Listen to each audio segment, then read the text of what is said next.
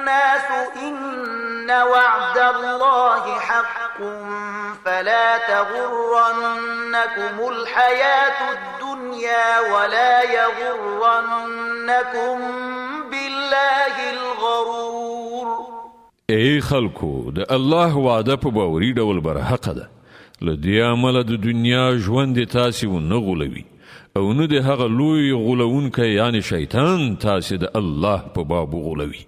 إن الشيطان لكم عدو فاتخذوه عدوا إنما يدعو حزبه ليكونوا من أصحاب السعير. په حقیقت کې شیطان ستاسې دښمن دی نو تاسې هم هغه خپل دښمن وګڼئ. هغه خو خپل پیروان خپل لارې ته د دې لپاره رابولي چې هغوی د دوزخیانو له جملې نه شي. الذين كفروا لهم عذاب شديد والذين آمنوا وعملوا الصالحات لهم مغفرة وأجر كبير. کوم کسان چې کافر شي د هغو لپاره سخت عذاب دی او کوم کسان چې ایمان راوړي او ښه عملونه وکړي د هغو لپاره مغفرت او لوی اجر دی.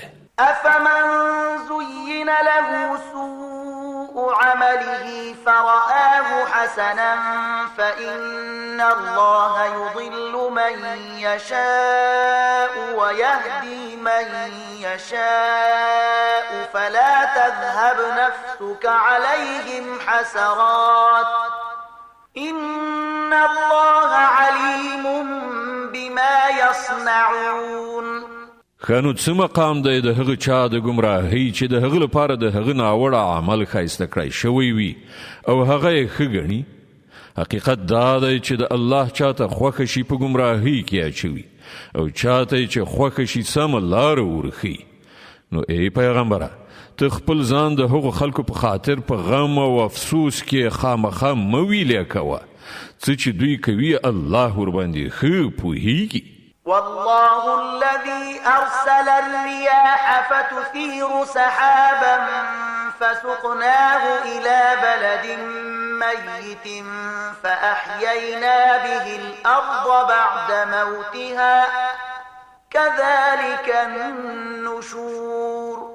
هغه خو همغه الله دی چې بادونه لیږي بیا هغه وریځې راپورته کوي بیا موږ هغه د یوې شاړې سیمې خواته بیایو او هماغه ځمکه را ژوندی کوو چې مړه پرته وه.